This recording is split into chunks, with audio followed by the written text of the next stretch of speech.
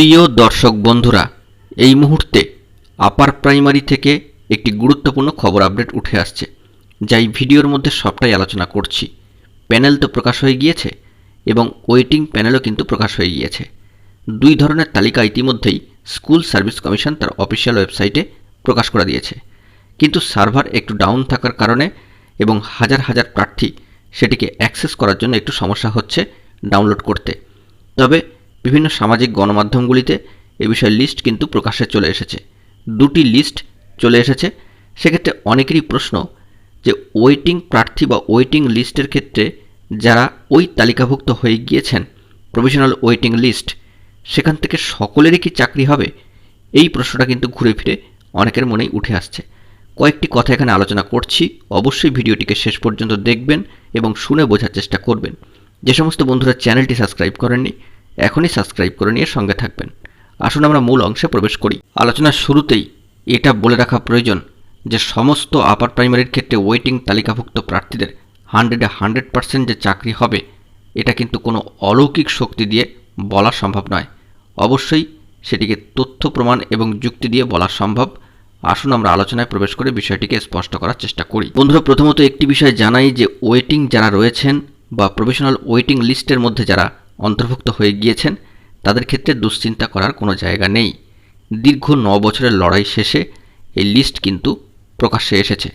এক্ষেত্রে স্বাভাবিকভাবেই ওয়েটিং তালিকাভুক্ত হলে একটা মনে মনে চিন্তার জায়গা তৈরি হয়। তবে এক্ষেত্রে বলবো চিন্তা করার কোনো জায়গা নেই। যদি একটু তথ্য পরিসংখ্যানকে মিলিয়ে দেখি, কার্যত এই বিষয়টি আমাদের কাছে স্পষ্ট হবে যে সিট সংখ্যা হচ্ছে 14,339টি। সেখানে ইন্টারভিউ দেওয়া প্রার্থীর সংখ্যা 14,052 জন। আপাত অর্থে দেখতে গেলে তাহলে মূল যে শূন্যপদ বা সিট সংখ্যা, তার থেকে যদি কম প্রার্থী ইন্টারভিউ দিয়ে থাকেন, তাহলে কিন্তু সকলেরই চাকরি হয়ে যাওয়ার কথা। এবার আপনারা প্রশ্ন করতেই পারেন যে ওয়েটিং প্রার্থীদের তাহলে তালিকাভুক্ত করা হলো কেন ওয়েটিং লিস্টের? এক্ষেত্রে একটা বিষয় হচ্ছে যে সকল প্রার্থী যে সমান নম্বর পেয়েছেন তা তো নয়। একটা বিষয় মাথায় রাখতে হবে, স্কুল সার্ভিস কমিশন কিন্তু পূর্বেই বলে রেখেছিলেন যে বেশ কিছু ক্ষেত্রে বেশ কিছু সাবজেক্টে যোগ্য প্রার্থী নাকি পাওয়া যায়নি, যেখানে শূন্যপদের সংখ্যা 14,339টি। সেক্ষেত্রে দেখা যাচ্ছে যে আরও 1,000 কম প্রার্থীর নামের তালিকা প্রকাশিত হয়ে গিয়েছে। সেখানে একটা বিষয় এখানে আরও একবার উল্লেখ করা প্রয়োজন, অর্থাৎ এই প্রসঙ্গে অত্যন্ত গুরুত্বপূর্ণ যে প্রার্থীদের কিন্তু মাল্টিপল র্যাঙ্কিং হয়ে গিয়েছে। সেক্ষেত্রে একজন প্রার্থী বহুবিধ জায়গায় কিন্তু স্থান পেয়েছেন। কোন একজন প্রার্থী তার নির্বাচিত একটি স্কুলকেই তো বাছাই করতে পারবেন, বাকি 2টি বা 3টি অপশানকে, অর্থাৎ তার অবস্থানকে কিন্তু ছাড়তে হবে। তাহলে সেখান থেকে অবশ্যই শূন্যপদ বা একটা ভ্যাকেন্ট জায়গা তৈরি হবে, যেখান থেকে প্রার্থীদের কিন্তু ওয়েটিং লিস্ট থেকে তুলে ওই জায়গাটি শূন্যপদটিকে পূরণ করা হবে। তাই ধাপে ধাপে ওয়েটিং প্রার্থীদের নিয়োগ কিন্তু সম্ভব এবং এটাই ঘটবে। হয়তো একটু এই কার্যপ্রক্রিয়াকে এগিয়ে নিয়ে যেতে সময় ব্যয় হবে, তবে আপনাদেরকে কিন্তু ধৈর্য ধরে থাকতে হবে। আরেকটি বিষয় এখানে না বললেই নয় যে পশ্চিমবঙ্গ আপার প্রাইমারি চাকরি প্রার্থী মঞ্চের তরফ থেকে বারংবার কিন্তু এটা বার্তা দেওয়া হয়েছে যে মঞ্চ কিন্তু সবার পাশেই রয়েছে। অর্থাৎ আপার প্রাইমারি প্যানেল ও ওয়েটিং প্যানেল প্রকাশিত হওয়ার পরে যে 2টি ভাগে বিভক্ত হয়ে যাবে তাদের মঞ্চ, তা কিন্তু কখনোই নয়। তারা চাইছেন, বরাবরই চেয়ে এসেছেন এবং আজকেও তারা বার্তা দিয়েছেন যে সকল যোগ্য বঞ্চিত প্রার্থী, যারা প্রকৃত অর্থে যোগ্য, যাদের তথ্যাদি সমস্ত ঠিকঠাক রয়েছে, কাগজপত্র সঠিক রয়েছে, তারা চাইছেন শেষ পর্যন্ত শেষে থাকা যোগ্য প্রার্থীকে তারা কিন্তু স্কুল নির্বাচনে এবং স্কুলে পাঠাতে বদ্ধপরিকর।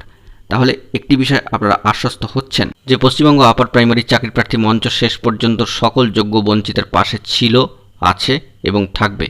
অন্যদিকে কমিশন সূত্রে যে খবরটি উঠে আসছে যে মেধা তালিকায় 13,339 জনের নাম থাকছে, শূন্যপদের সংখ্যা সেখানে 14,339টি।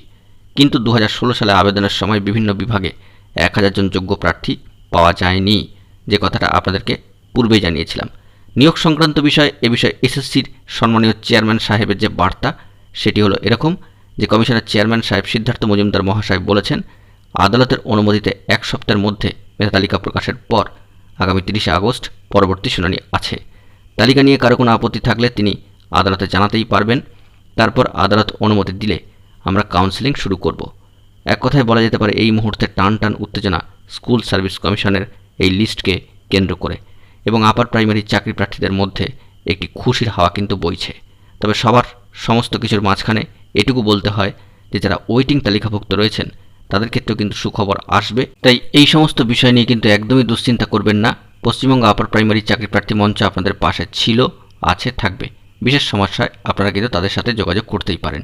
বন্ধুরা, এখন এই পর্যন্তই। গুরুত্বপূর্ণ আপডেটগুলি উঠে এলে অবশ্যই তুলে ধরব। সকলে ভালো থাকবেন। ধন্যবাদ।